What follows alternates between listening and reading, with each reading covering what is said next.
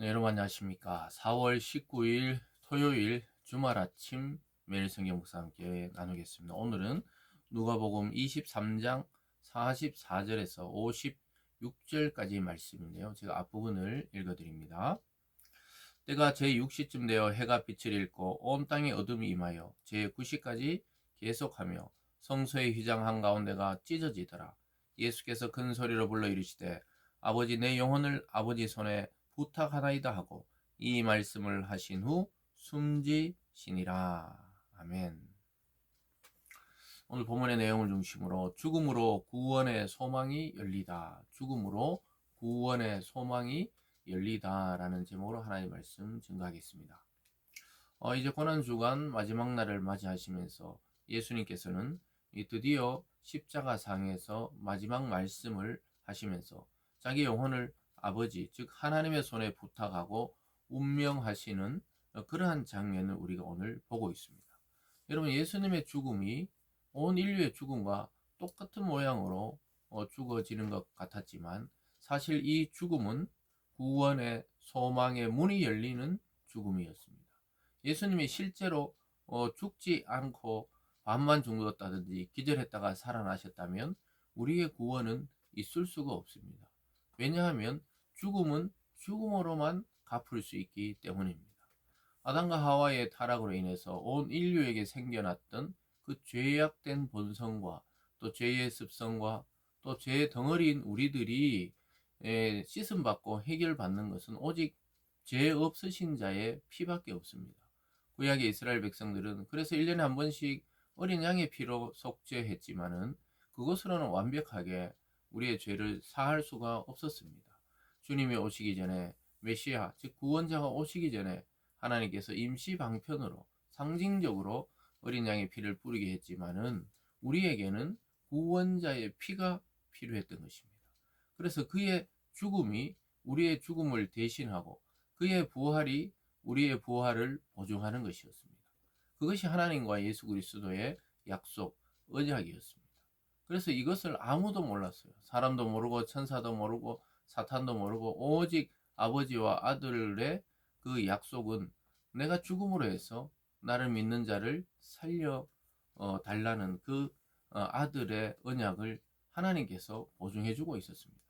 그래서 오늘 죽지 않고는 살아날 수가 없고 죽지 않고는 우리의 죄를 씻을 수 없기 때문에 주님은 십자가상에서 진짜 목숨을 다하시고 숨이 끊어져서 죽으셨다는 겁니다.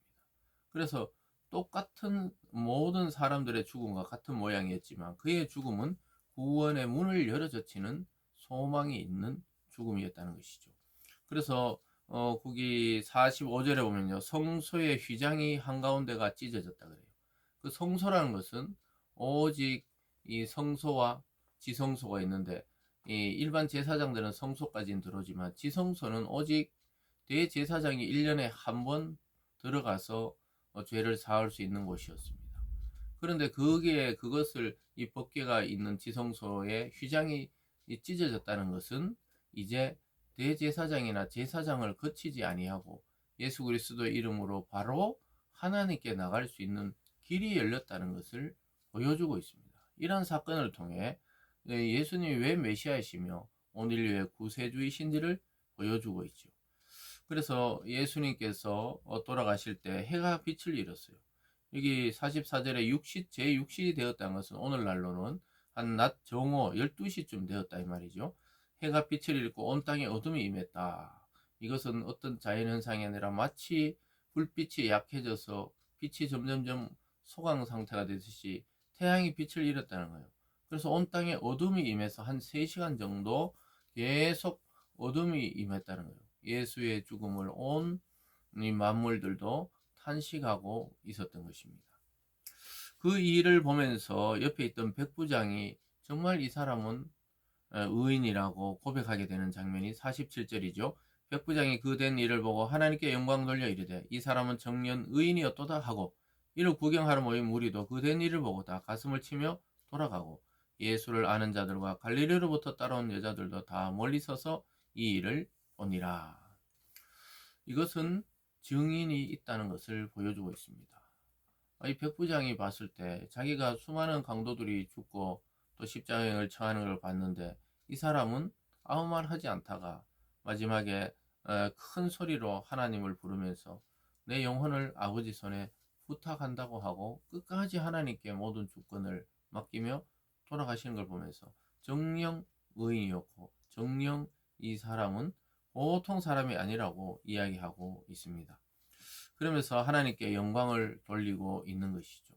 그래서 오히려 이방인 백부장이 유대 종교 지도자들보다 예수를 더 정확하게 알아보고 있었습니다. 이런 일들은 예수님이 살아서 생전에 사역하실 때도 많이 있었습니다. 그래서 10명이 문둥병을 고쳐도 한 명이 돌아와서 했는데 그 사마리아 사람이 와서 그렇게 영광 돌리니까 주님께서 이 이방인 한 명 외에 9명 어디 갔느냐. 그러니까 참 놀랍게도 유대인들과 그 유대 종교 지도자들은 자기들의 민족 가운데 오신 메시아를 알아보지 못하고 결국 십자가에 이렇게 죽이고 말았던 것이죠.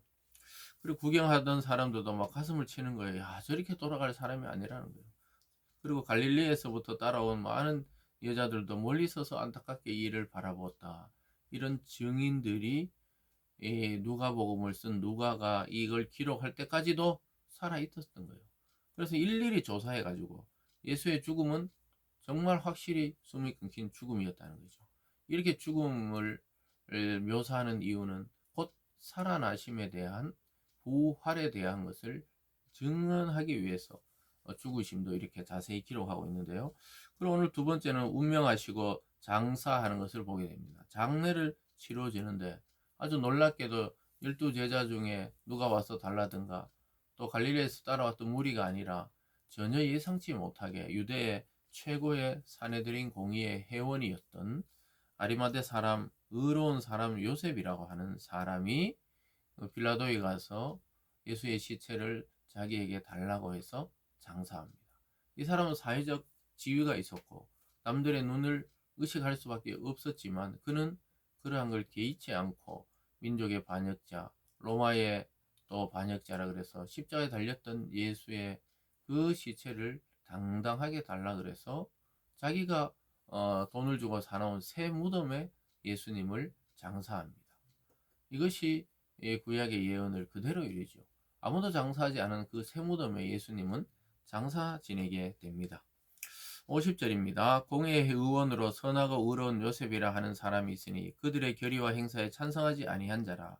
그는 유대인 동네 아리마대 사람이요 하나님 나라를 기다리는 자라. 이 사람은 예수님의 결의 즉 십자가나 로마에 넘겨주는 것에 찬성하지 않았다는 거예요. 다 찬성할 때 자기는 자기 신앙의 양심과 또 이 예수라는 사람을 보면서 이 사람은 이렇게 죽을 사람이 아니라고 찬성하지 않고 반대했던 사람이었죠. 그래서 그는 아리마대 지역에 살아가고 있었던 하나님의 나라를 간절히 기다리던 참 신앙인이었다고 성경은 기록하고 있습니다. 그가 빌라도에 갑니다. 52절에 그가 빌라도에 가서 예수의 시체를 달라 하여 이를 내려 세마포로 싸고 아직 사람을 장사한 일이 없는 바위에 판 무덤에 넣어두니 이날은 준비일이요 안식일이 거의 되었더라. 갈릴리에서 예수와 함께 온 여자들이 뒤를 따라 그 무덤과 그의 시체를 어떻게 두었는지 보고 돌아가 향품과 향유를 준비하더라. 계명을 따라 안식일에 쉬더라. 안식일까지 유대인들이 그 시체를 나무에 달아 놓을 수 없었기 때문에 안식일이 되기 직전에 예수님을 무덤에 새 무덤에 장사했는데 여인들이 그것을 이제 멀리서 지켜봅니다. 왜냐하면 안식일 지나고 가서 향품과 향유를 발라주려고 원래 유대인들의 장례 관습에 따라 시신에 향유를 발라주려고 그날은 이미 안식일에 가까우기 때문에 움직일 수 없고 그 다음 날은 안식일이니까 기다렸다가 그 안식일 다음 날 가서 향유를 바르려 하다가 나중에 부활하신 주님을 만나고 그 소식을 듣게 되죠. 어쨌든 오늘 이 새 무덤에 장사되게 되었습니다. 그는 예수님의 사형에도 반대했고 비난의 눈길이 있었지만 소신을 따라서 주님의 그 장례를 집례했던 사람입니다. 그래서 그 악한 무리 속에서도 그는 홀로 의로운 선택을 했던 참 신앙이었는데 이게 결코 쉽지가 않습니다. 다 눈으로 보고 있고 혹시 저 부정한 사람을 어떻게 하나 하는데 아리마대 사람 요셉은 신앙의 절개를 가지고 예수 그리스도 의인이시요 구원자이신 예수님을 장사하는 그런 위치에 서게 됩니다. 이때까지 이 제자들은 나타나지 않아요. 다 떠났어요. 제자들이 다 떠났어요. 마지막까지 지켜보던 것은 갈릴리에서 따라왔던 여인들 뿐이었습니다. 사랑하는 여러분, 우리가 그리스도의 죽음과 장사 지냄을 통해 우리가 발견할 수 있는 것은 주님의 길이 어떤 길이든 믿고 의지하고 따라가야 합니다. 내 삶의 형편에 따라서 주님을 가까이 했다 멀리 했다 하는 것이 아니라 내 삶의 형편이 어떠하든지 주님을 믿고 끝까지 주님을 고백하고 시인하고 또 그를 증거하며 살아가야 하는 것이 우리의 참된 성도의 의무요 제자의 삶입니다. 오늘 말씀을 통해 죽음으로 구원의 소망을 여시는 예수 그리스도를 다시 한번 생각하시면서 십자가의 그 자리까지 따라갈 수 있는 저와 여러분들이 되기를 주님의 이름으로 축원합니다. 기도하겠습니다. 사랑의 하나님 아버지 감사드립니다. 오늘 주님의 운명과 또 장례를 통하여 하나님 그는 인간으로 오셨으며 인간으로 죽으셨지만 그는 우리를 구원할 참된 메시아, 참된 피를 가지신 그리스도였다는 사실을 깨닫게 됩니다.